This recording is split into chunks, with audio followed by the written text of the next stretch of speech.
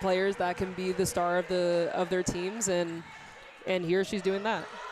So we're underway here, the Columbia Lions and the Rutgers Scarlet Knights. It's been a slow start for the campaign for Columbia. Just 2-7 under fourth-year head coach Patrick Santiago. Trying to keep the ball safe on their side, working on their defense and serve receive, and just making sure that they leave the ball on the Scarlet Knights side.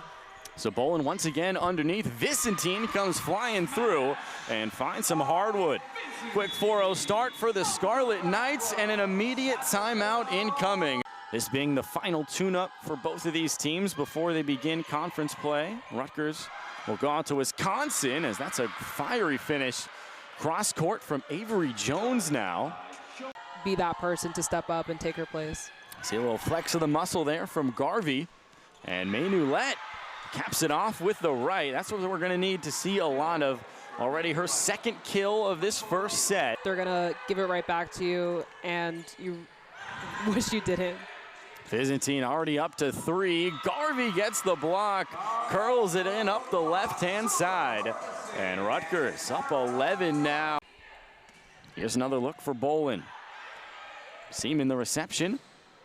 Maynoulet, nothing doing.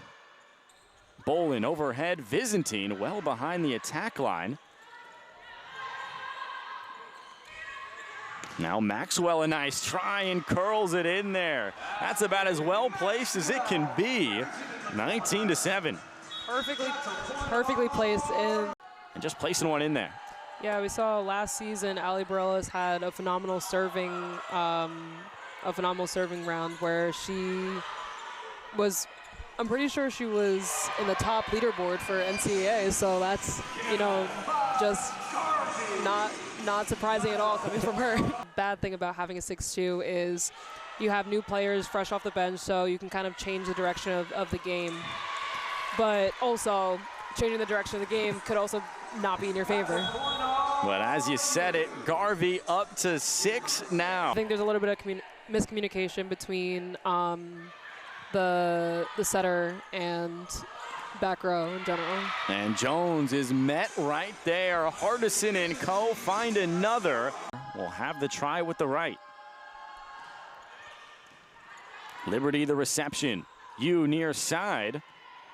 Out of system. Hardison reaches up for it. Liberty showing off the range. Delamater. Bareilles. Hardison couldn't cap it.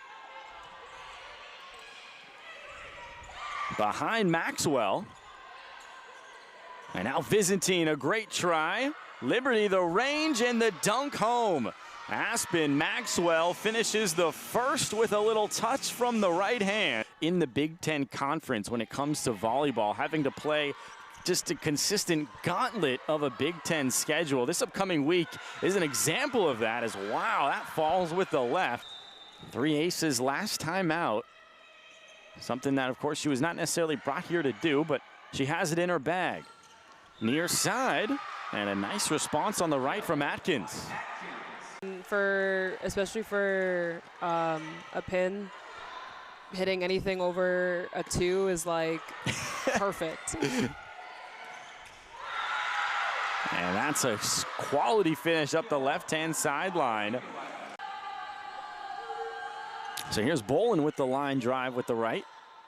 You underneath looking for Jones. Avery Jones, the Harvard Westlake alum, can't get it to fall. Garvey this time, not flush contact, and Jones off the block, but the pancake dig. Maxwell keeps it alive.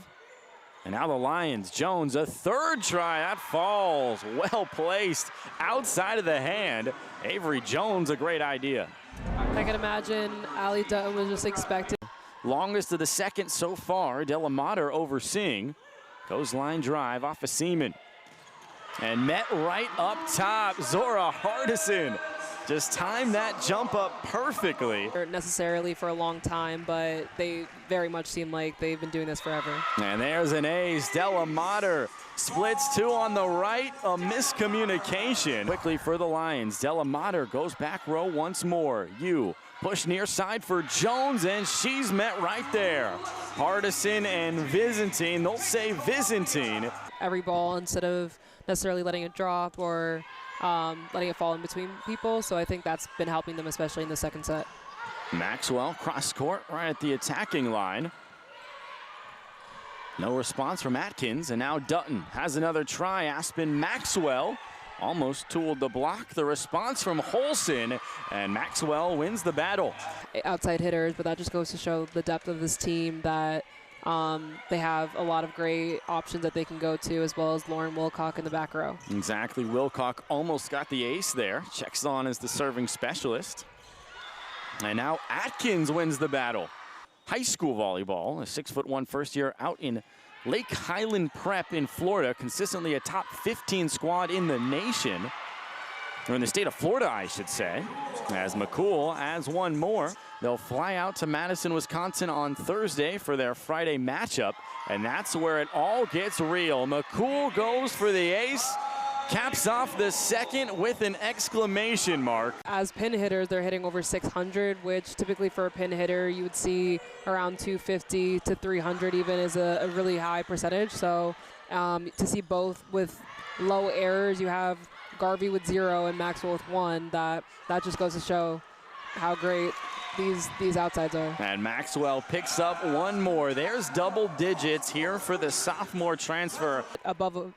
Above 0, so that's also good on their part to be playing great defense and blocking. And that is just smooth as butter. Hardison, I mean, it does not get any better than that. The connection between Bolin and Hardison. Having a better defensive game, blocking, and being able to find those deep corners that Rutgers keeps finding, I think that's going to be the best help for them. Trying to go back right corner, just a little too aggressive. And Rutgers, of course, still hitting .435 as a team in this match. We'll have to fact check this after the fact, but that might be a single match program record if they can keep this clip up. That'll hurt it right there.